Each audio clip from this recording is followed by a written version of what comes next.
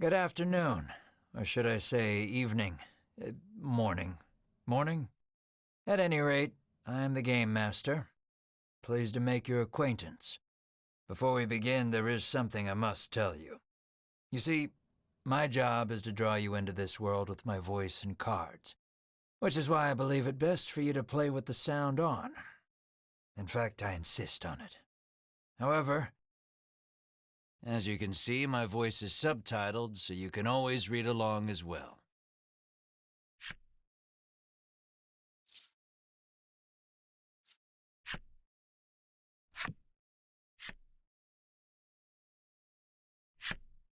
Now then, are you ready? Let's begin. Welcome to Voice of Cards.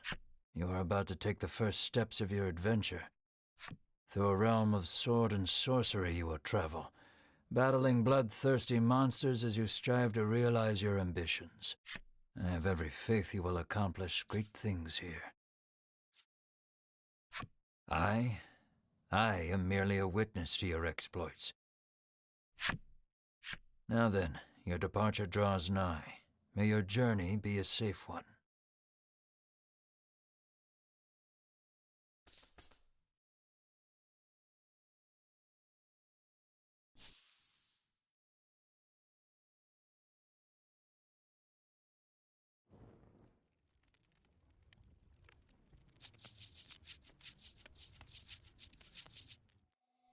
We begin in a cave.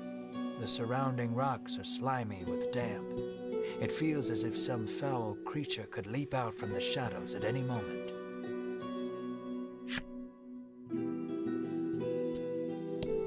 Yet in this horrible place gathers a fellowship of 3 adventurers.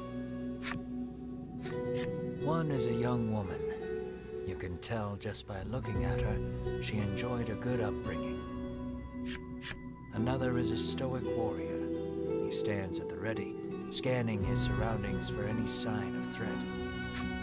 Last but not least is the old man. He has a sagely air and gazes into the darkness stretching out before him. These adventurers seek a certain treasure hidden in this cave.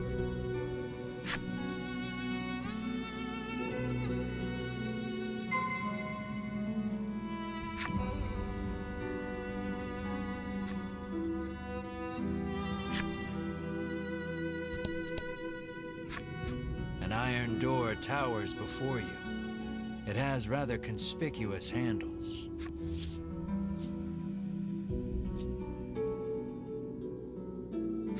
The stoic man takes hold of the handles and pushes as hard as he can. But the door doesn't. The stoic man winds his leg back and lets fly a powerful kick into the door.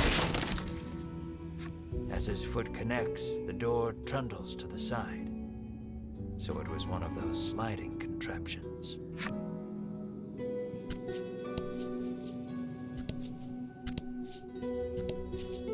Something leaps out at the fellowship from the darkness.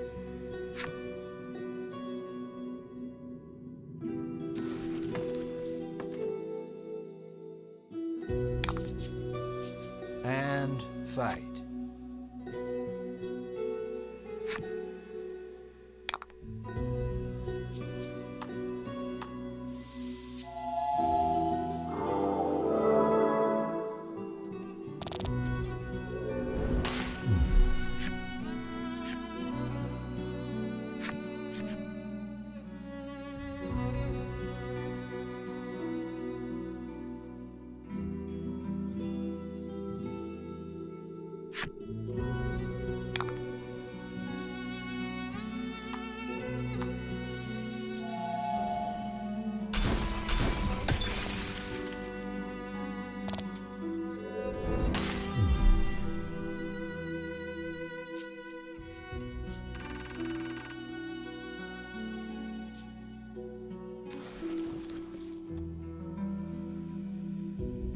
These adventurers have seen their fair share of battle and defeat their attackers with ease.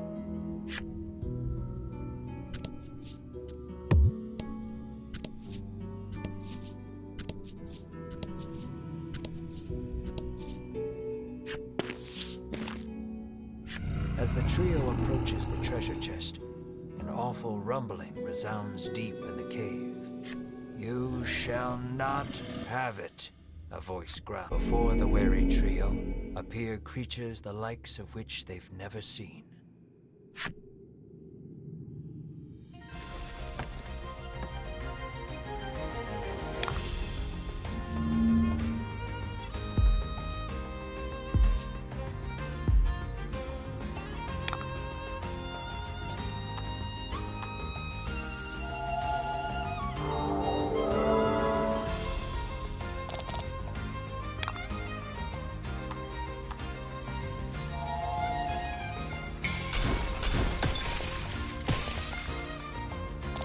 I was lucky.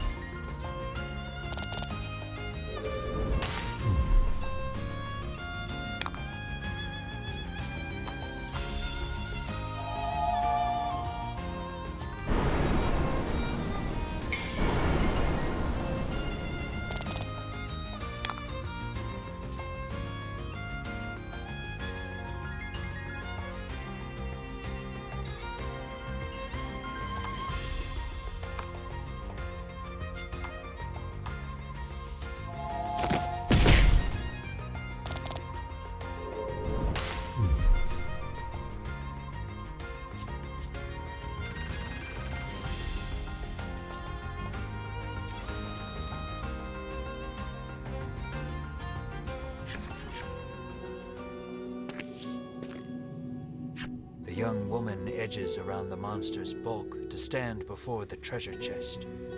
There is treasure inside, no doubt about it, but it's locked tight.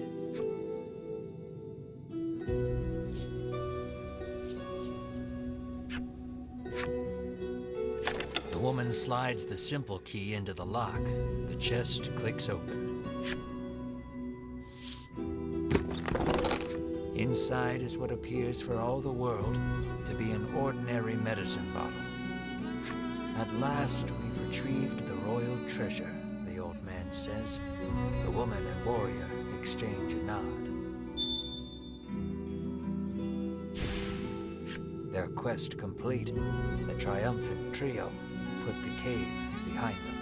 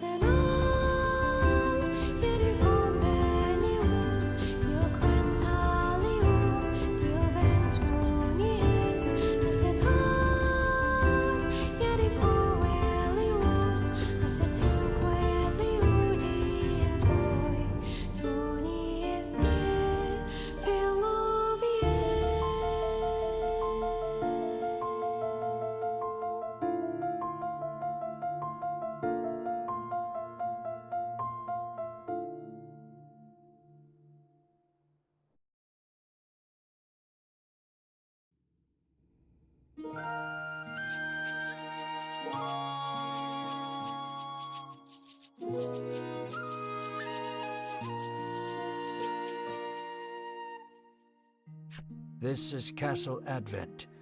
Queen Nilla reigns over the kingdom from within its walls.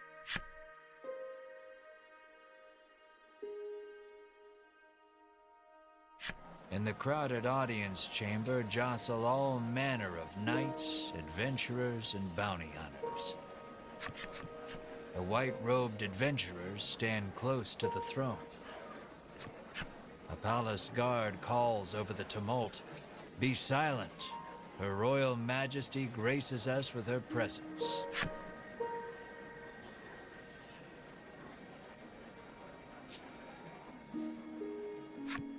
The cacophony ceases the moment Queen Nilla enters the chamber.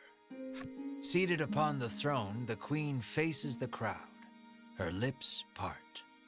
"Thank you all for heeding my call to slay the dragon. Whatever it takes to defeat this reawakened evil, I ask that you do it. Whomsoever conquers this beast will be honored for ages to come and handsomely rewarded." At that, the gathered crowd cheers loud enough to shake the castle's very foundations. "Leave the dragon to us, Your Majesty," say the white-robed adventurers, as if the beast's demise at their hands is assured. "Indeed, you did well to reclaim the royal treasure," the Queen replies. "I thank you, for my stomach becomes most upset without it. So the treasure is a staple of the royal medicine cabinet. It puts my mind at ease to know the Ivory Order offers its aid in slaying the dragon. The trio are disciples of the Ivory Order, a charitable organization beloved the realm over. Indeed, anyone would think this illustrious trio the heroes of our tale. But they'd be wrong.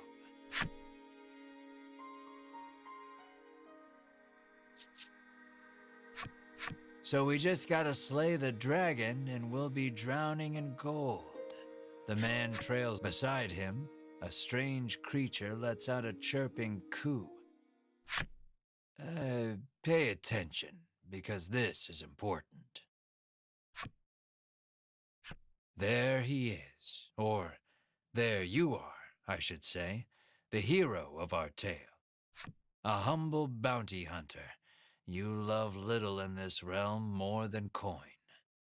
A seemingly tedious fellow who doesn't hesitate to claim the title of hero for yourself. When you heard about the quest to slay the dragon, it was the promise of reward that lured you to the castle. Now then, if you wish to officially register for the hunt, see me so I can get your signature. You wonder why you need to sign anything, but head for the guard anyway.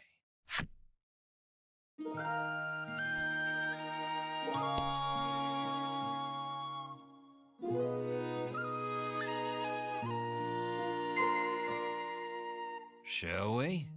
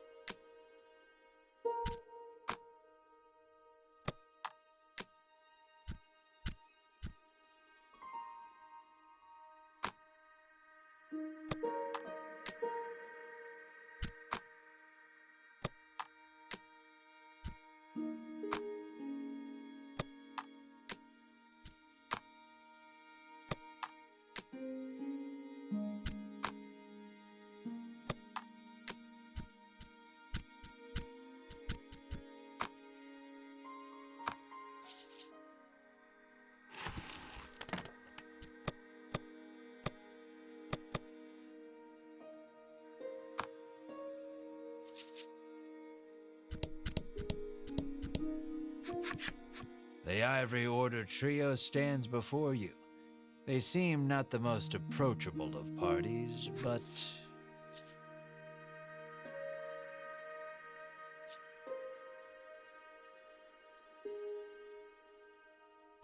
You inquire about their identities. We are disciples of the Ivory Order. It is our duty to aid the realm and its people however we can. The Order's principal focus is developing medicine to distribute to people throughout the world.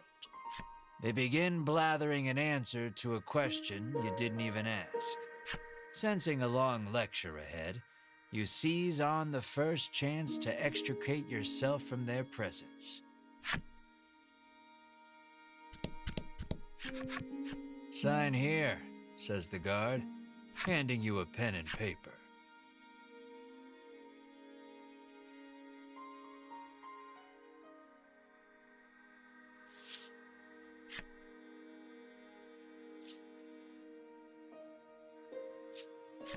You sign your name.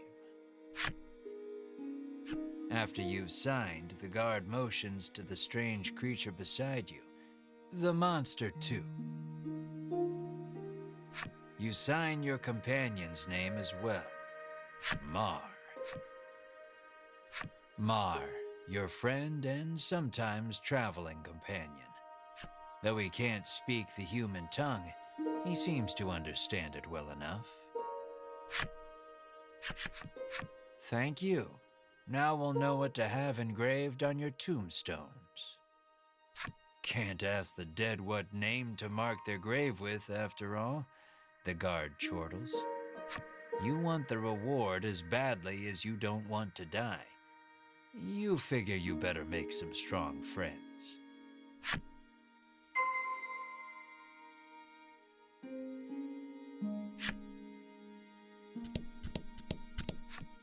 "Don't get yourself killed out there," says the guard curtly.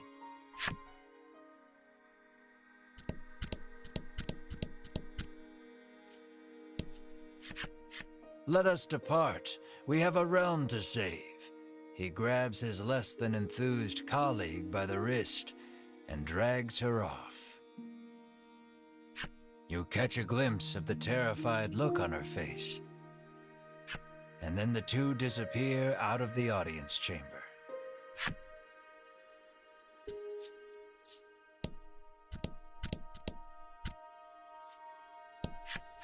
You ask him to team up, but he refuses angrily. "I ain't splitting the reward with nobody." You weren't planning on sharing either, so you don't try to change his mind.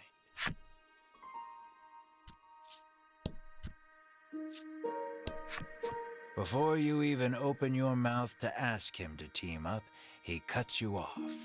Thanks, but no thanks.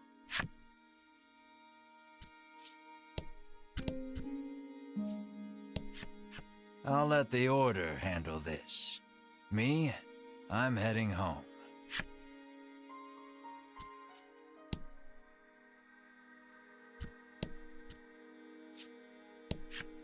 Never know what you might hear that'll lead you in the right direction. The man wanders off somewhere, muttering to himself.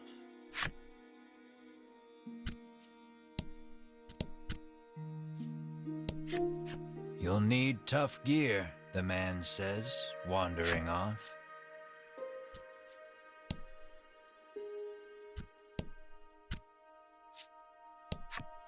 No way am I adventuring with anyone who keeps that sort of creepy company, he says.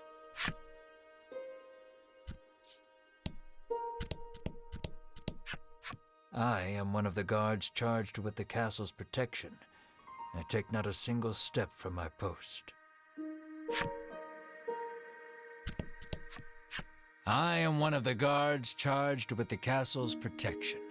I'll leave the dragon slaying to you adventurers.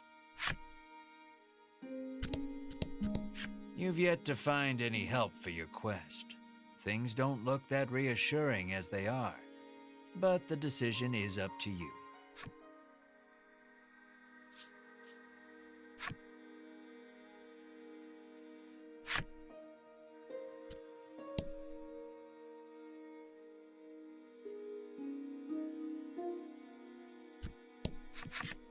Offer to join forces with the Ivory Order trio?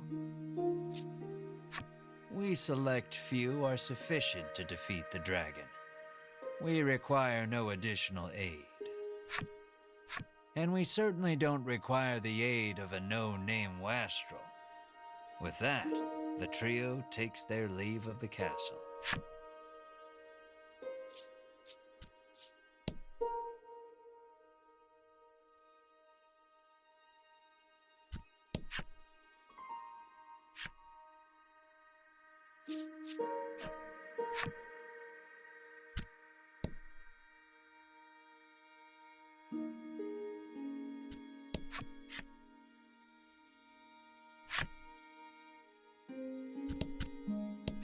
Asking Queen Nilla to join you is beyond preposterous.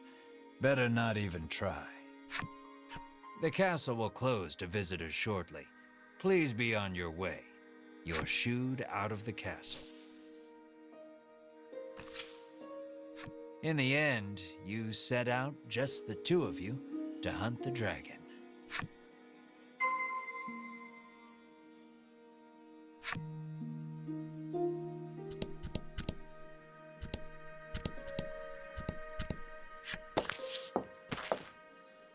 Before you stands a sign calling for people to join the hunt for the dragon.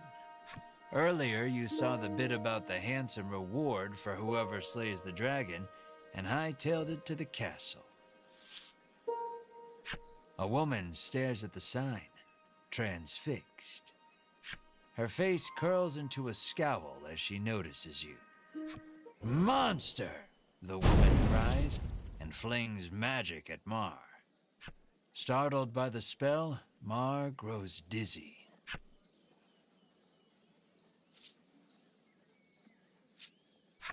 You gather the dizzy Mar in your arms and glare at the woman. "This ain't a monster," you growl, as the woman snarls over you, "I hate monsters." The two of you bicker for quite a while.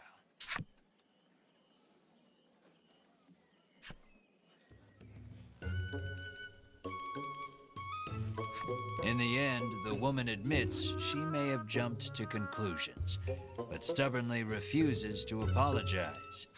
Inwardly, you call her unsavory names as your attention shifts to a different topic of conversation. Turns out she really hates the dragon and would love to take him down with her own two hands. But she knows she's no match for him alone, so she's at a loss for what to do. When you tell her you're after the same thing, she squints down her nose at you. "Fine," she says. "I can help you."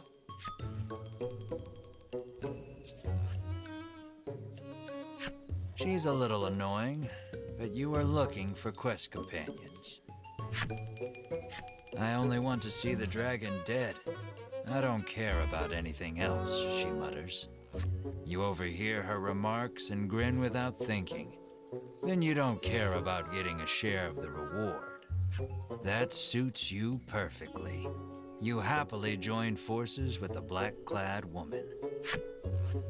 She introduces herself as Melanie. She tells you she is a witch, but says nothing of why she hates monsters or what grudge she bears against the dragon.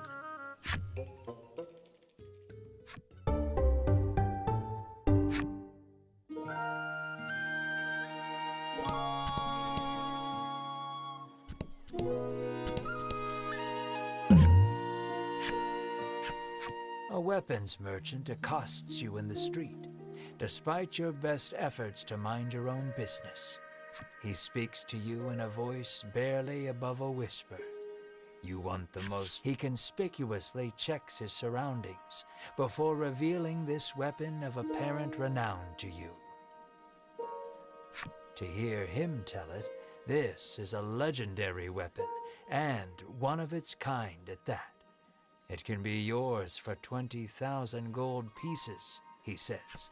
You can smell the scam a mile away, and yet the aura of this weapon does have something of the legendary about it.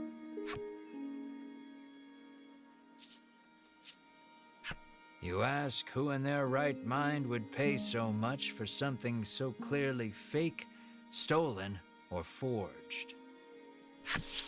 Well, you know where to find me, if you change your mind, he says, tucking the weapon away.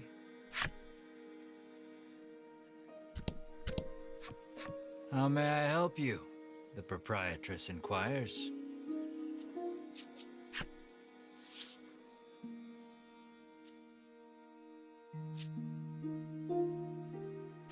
Will that be all? The proprietress asks.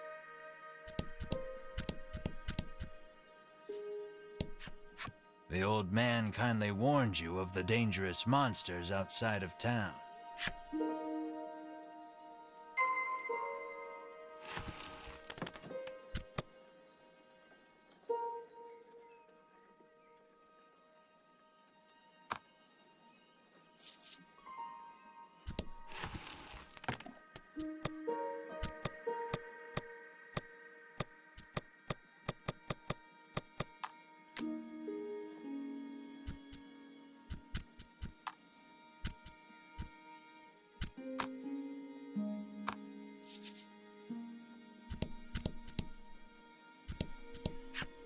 You peek inside the carriage shop only to hear the owner call out that they're closed. Guess you won't be making use of them after all.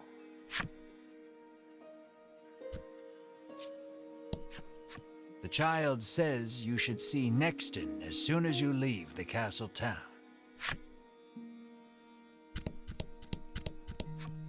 Calling all heroes. Whomsoever slays the dragon shall be handsomely rewarded.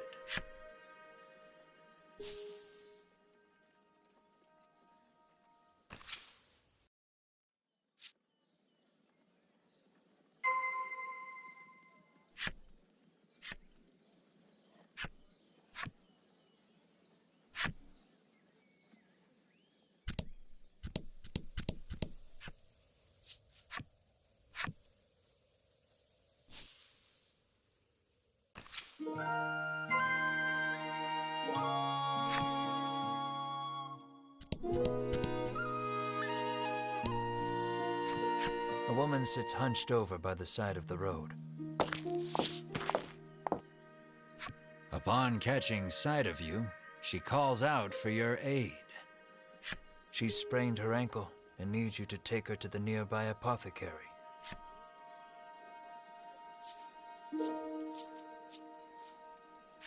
You try to lift the woman into your arms, but the weight's too much for you to bear. You lay the woman back down where you found her and mutter a quiet farewell before turning to leave. Upon seeing that, Melanie snaps. What kind of person are you?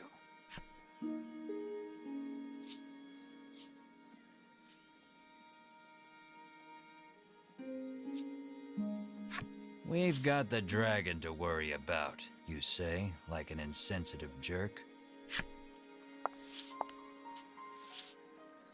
Ignoring you, Melanie gingerly helps the woman up. Mar bends so the woman can get on his back, and the two of them head off in search of the apothecary. You watch them walk away for a moment before following, complaining to yourself about what a waste of time this is.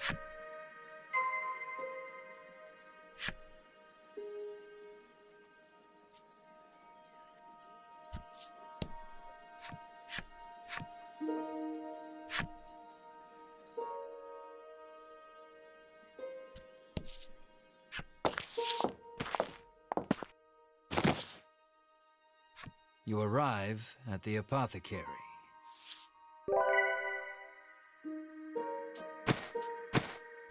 After taking a curative, the woman begins hopping up and down.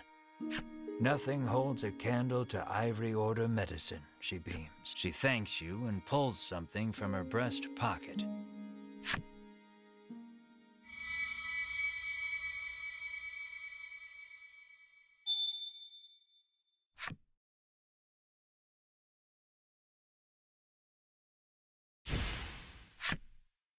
You've helped someone, albeit not quite out of the goodness of your own heart. It might be a good idea to do that again, should you come across anyone else in need of assistance.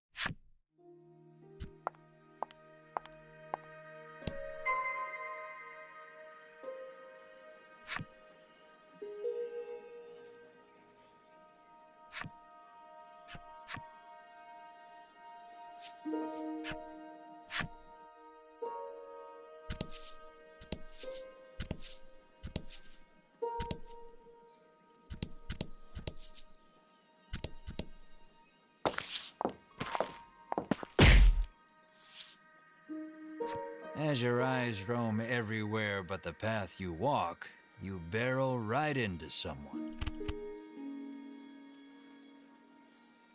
When you turn to see who it is, you see the Ivory Order trio from the castle. Winifred, are you all right? The sagely old man asks the woman, voice full. I'm fine, the woman called Winifred replies. Thank you, Hedwyn. Berwin, the old man calls, turning to their stoic companion. He jerks forward, as if to defend Hedwyn and Winifred. The trio advances on you. How dare you treat disciples of the Ivory Order with such disrespect?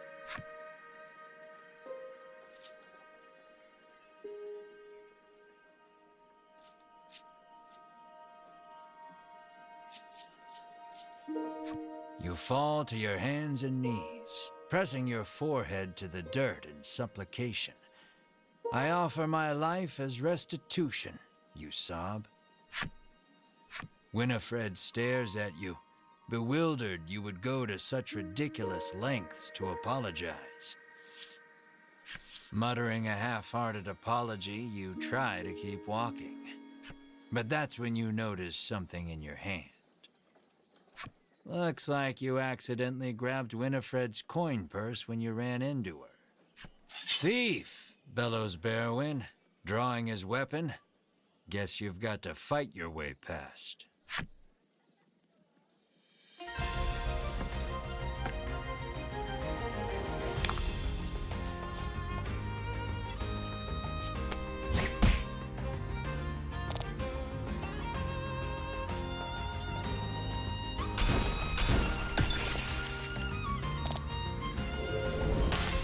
Don't worry, the coffin card is down, but they're still alive.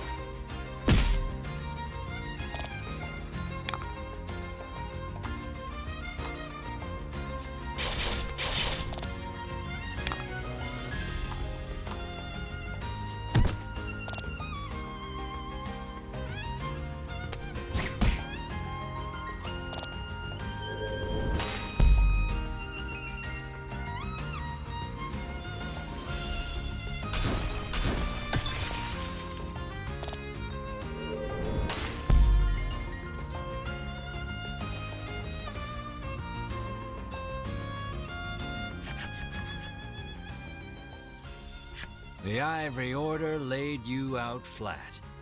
The Ivory Order trio looks at you like they can't believe such a weakling would even try to hunt down the dragon.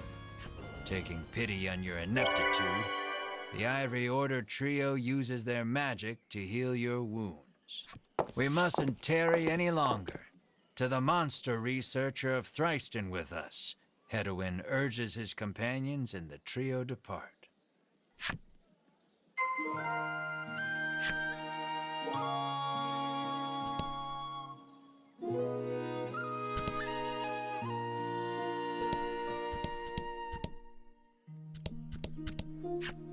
How may I help you? The proprietor inquires.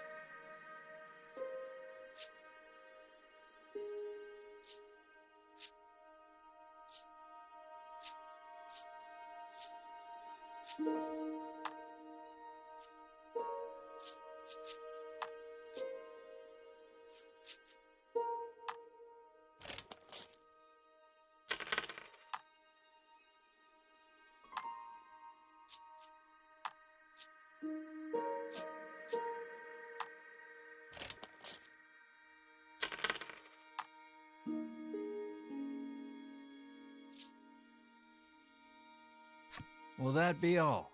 The proprietor asks.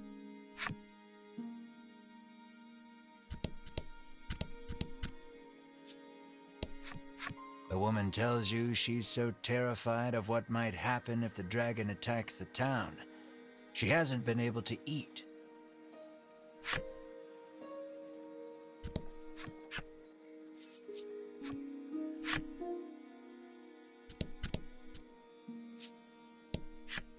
Welcome to Nexton, hails a man.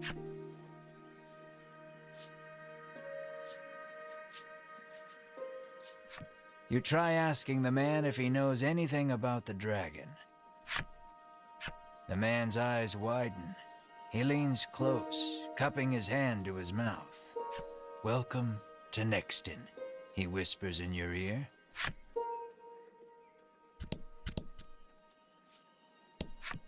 The man helpfully advises you take the opportunity to purchase equipment and curatives while you are in town.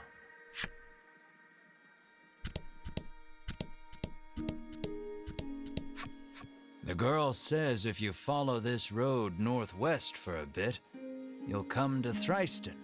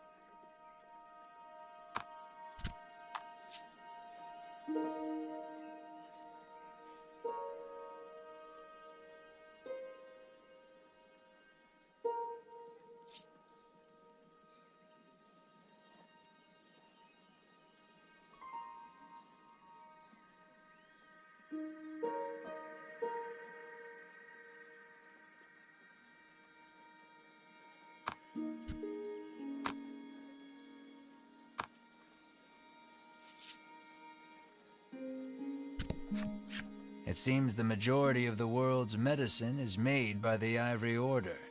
Many people depend on it.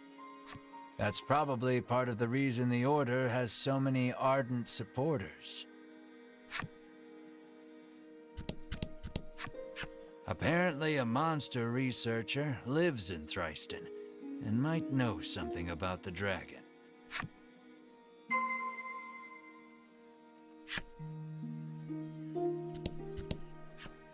On your way to defeat the dragon, are you? The innkeeper inquires as you set foot inside. The innkeeper gives you a room free of charge in a show of support for any and all who wish to defeat the dragon.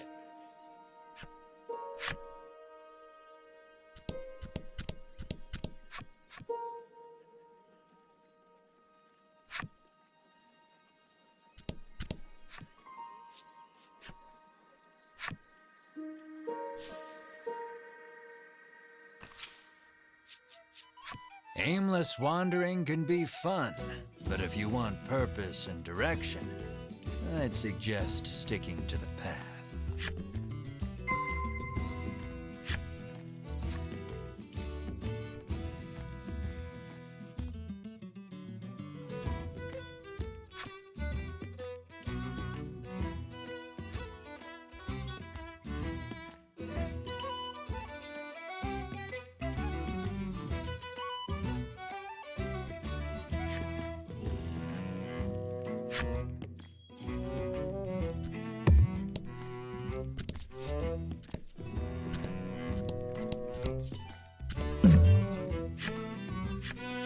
Gradually become aware of a voice calling out to your party.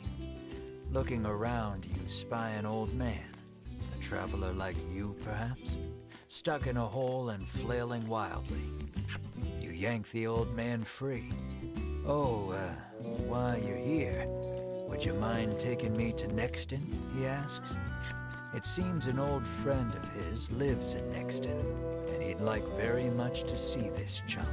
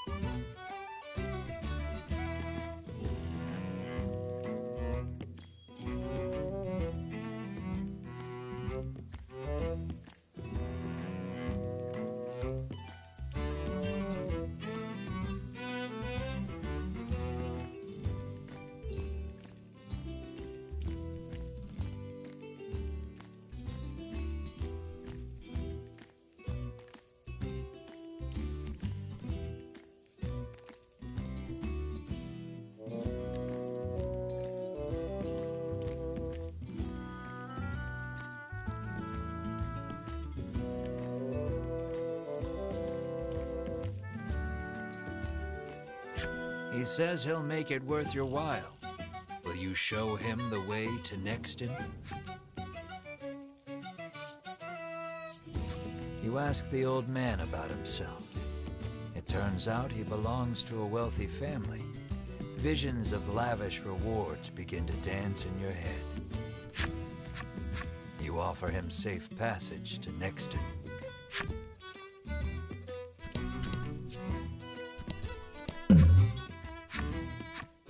The wealthy old man looks considerably relieved as the party sets foot inside Nexton.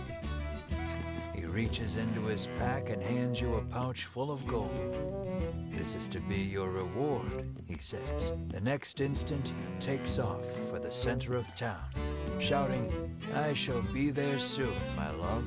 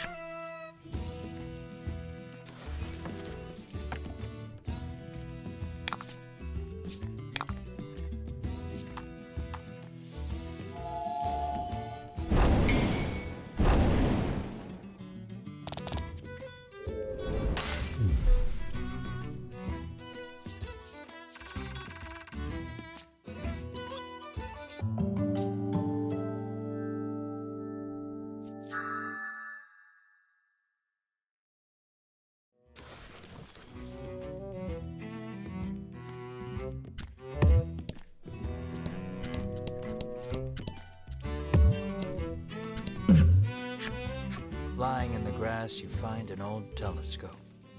You figure a look at the path ahead can't hurt, and pick it up. Peering through the lens, you see something in the distance, but you can't tell exactly what. All you know is there's something up ahead. You should be able to tell for certain what it is if you get closer.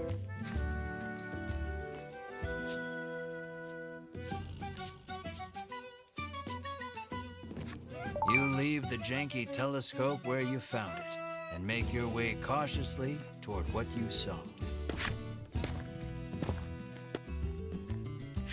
Looks like some monsters prowling about. You channel the inner champion of justice you never knew you had and decide to throw down with the monsters.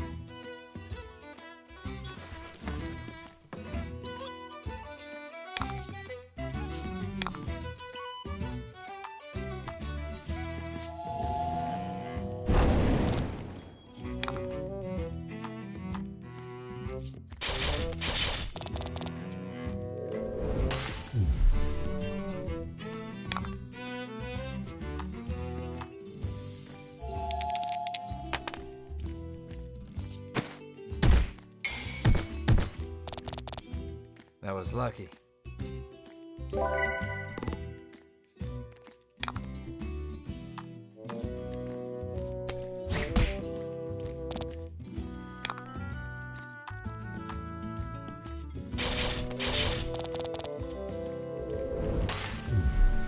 You did great.